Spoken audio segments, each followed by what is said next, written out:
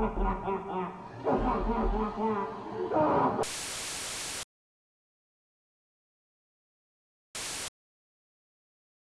everyone!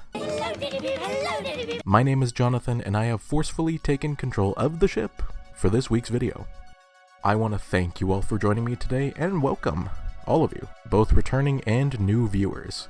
As always, we welcome you to check out the rest of our videos for lots of other cool stuff, and if you want us to check something else out, please drop us a suggestion in the comments.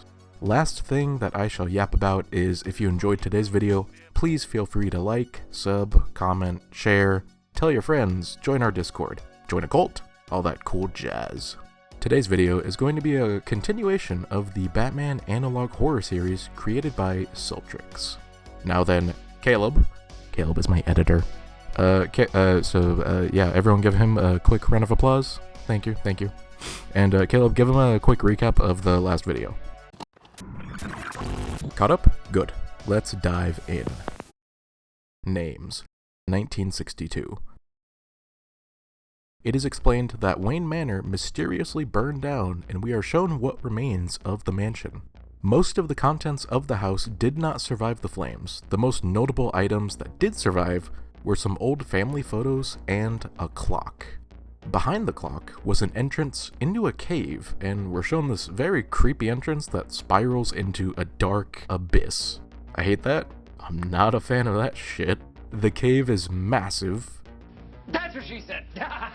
The creator of the tape explains that they snuck into the cave after the police left, and similar to the other tapes, we aren't technically supposed to even be seeing these images, or even know about this. When they went down there, they saw many things they shouldn't have.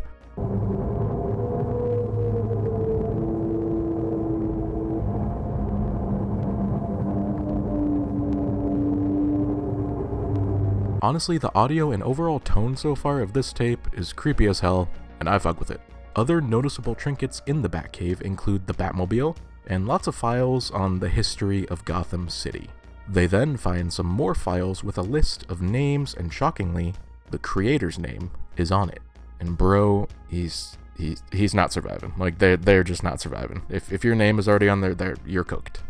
And honestly, Bruce is probably tweaking, like, in a corner, just watching them rummage through the cave right now. I'm calling it. I'm predicting it right now. But from the list of names, we have many iconic Batman characters, such as Dick Grayson, Jason Todd, Barbara Gordon, Selina Kyle, etc. There's also one name that is redacted, which we can assume is the creator of the tape. The creator wonders why their name is on the list and who the other people are. Then suddenly, they see something watching them?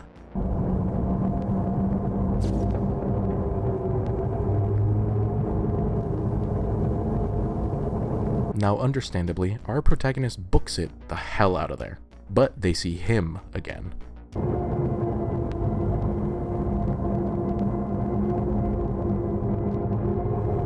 The Batman. He's just standing there, menacingly! But for some odd reason, he doesn't chase our narrator. He just watches them as they get on their bike and leave. The creator believes that the police are covering this whole thing up since the chief's daughter, Jim Gordon, Barbara Gordon, is one of the missing persons. The police say that the Bat is dead, but in light of this news, crime has gone up again. The creator says that they're gonna try to leave Gotham. Good luck. They say they don't want to end up, you know, like the rest of the people in that cave, but I mean, like, they're cooked. I'm sorry. And if we don't hear from them, that they have either been taken or they've left the city. And then we're greeted by a missing poster for Tim Drake. Which honestly is a cool parallel to the comics, because in the comics, Tim Drake is the only Robin who does his own research and he discovers that Bruce Wayne is Batman, and then that's how he becomes Robin. So it's a nice little, parallel to the comics, which I appreciate. Then we get a warning not to go into the cave under Wayne Manor, or I'll do to you what I did to the missing. Yeah, I'm good. I will pass on that. Now, on to the next trauma session. Prisoner, 1962. The creator of this tape is Jason Todd himself, one of Batman's iconic Robins. He explains that he was one of the missing. He provides a photo of the kidnapper, aka Batman, doing like a Michael Myers stance, stalking him in a park, it looks like. Jason explains that he's going to inform us what happened and what the bat does to his victims. A little bit of backstory for Jason on this tape is that he didn't have the greatest upbringing. He grew up in a shitty side of Gotham with a single mother, and his father was a crook who just left them. As a result, his mom started getting into drugs, and it was up to Jason to take care of them. So he starts stealing car parts and pretty much just selling them. His mom eventually died of an overdose, however, and Jason was all alone now. So to keep going, he continued his thievery of car parts to get by. One night, when Jason is on the hunt, he sees a strange car, and obviously he gets excited because he figured it's worth some money.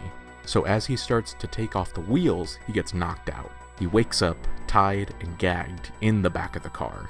He then passes out again, and then he wakes up in a cell in the Batcave with other strangers.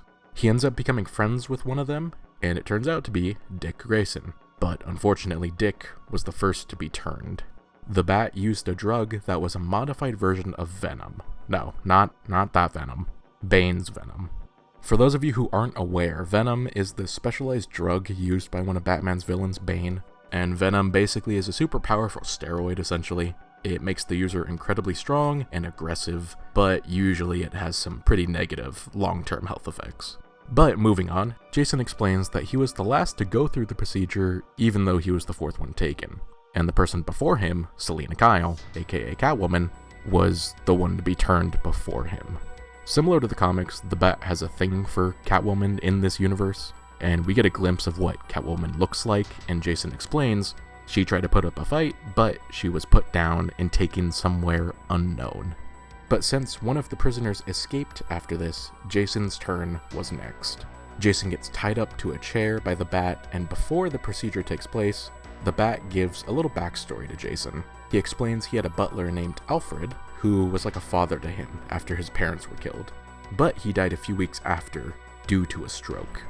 The Bat asks about Jason's family, but Jason tells him he doesn't have any parents. The Bat freezes, and he realizes they share a commonality of not having a family. The Bat then offers Jason a place by his side to help rid Gotham of criminals.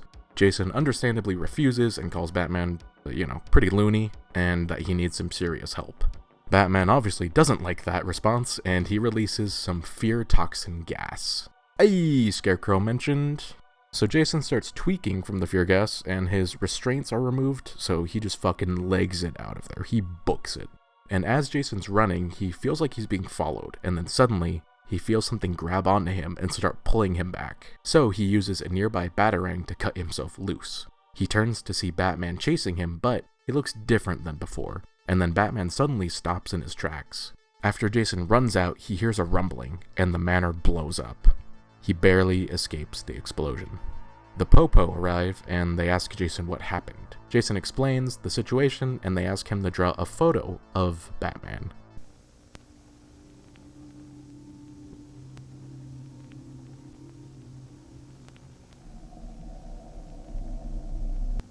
Absolutely terrifying. I dig it though. I like the semi kind of abstract nature of it, and the creepy eyes with the pupils is a little chef's kiss. It makes for a very unsettling appearance of the Bat, and this is where the tape ends, and yeah, it's a lot to unpack. Lots of questions and some answers, but I mean, more questions than anything. Like, where did Batman get the venom? Where did he get the fear gas? Are Bane and Scarecrow just dead? Why did he monologue to Jason? Why did he let Jason run away? Why did the cave explode? Does Batman pay his yearly income taxes? And if so, can he recommend me a good tax person? Why am I asking you all these questions? Moving on.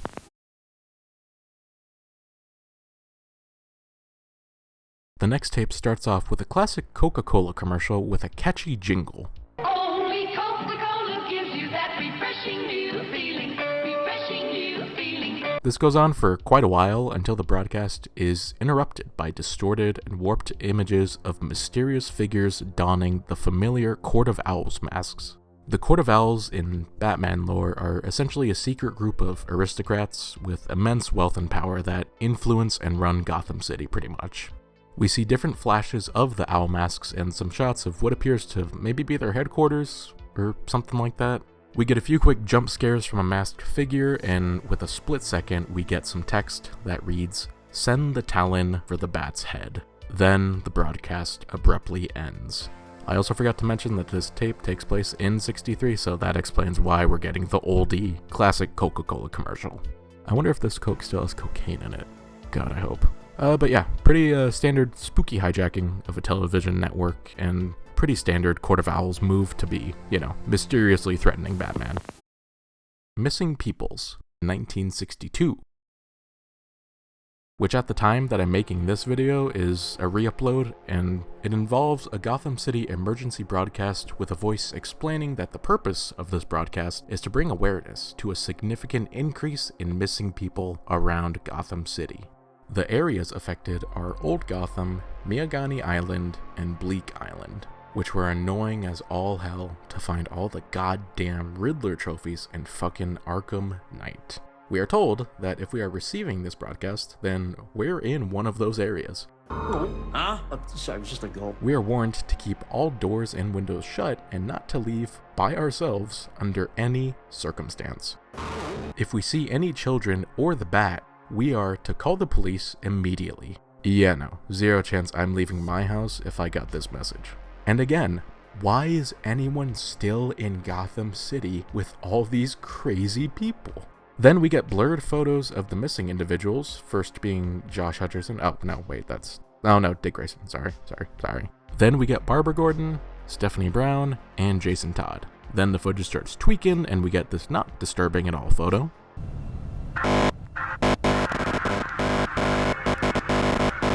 And then that we are too late. Then we see 4 coffins in the Batcave. I don't like that. I don't like that. They're family now? What do you mean? And then we get a shot of Wayne Manor on fire and the sound of sirens in the background, and then the tape ends. Crime, 1963. The creator explains that since the Bat died, crime has increased again. Understandable. If this version of Batman was prowling the night, I wouldn't be caught dead for jaywalking. Like, I refuse to be outside in Gotham City if I see that thing running around. Out of all the dangerous criminals, there is one who's top dog, pretty much. The worst of the worst. And he's killed over 30 people over the last few years.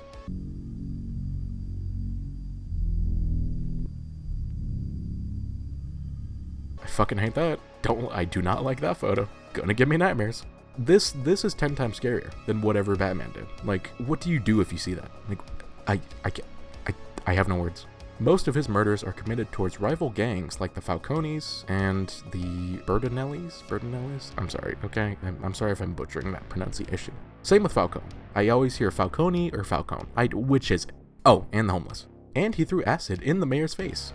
We also get a blink and you miss it warning that the Joker is always watching. That's lovely.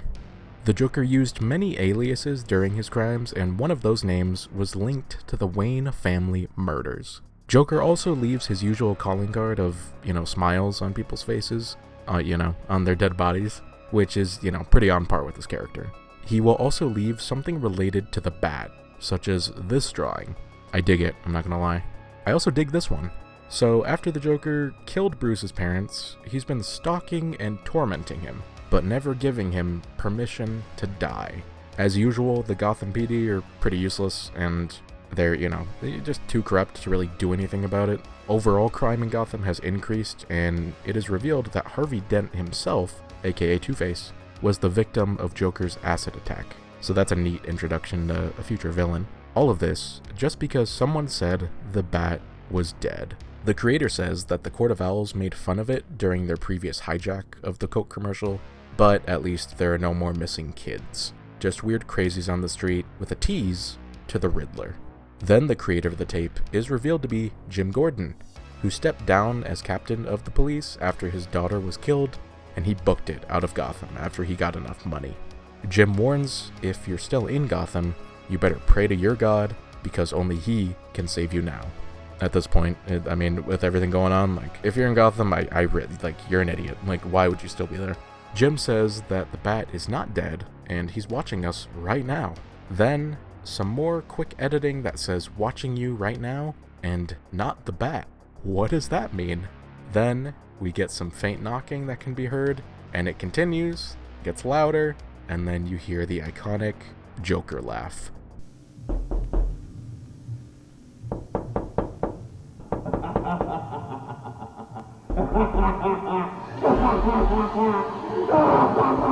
And we get a picture of the Joker watching us through a peephole. I'm not gonna lie, this is another image that is just gonna be seared into my mind. And then the tape ends. So Gordon's dead, basically. I mean, and so are we. Not sure if I prefer dying by Batman or Joker, which I never thought I would ever say or even consider as a possibility, honestly.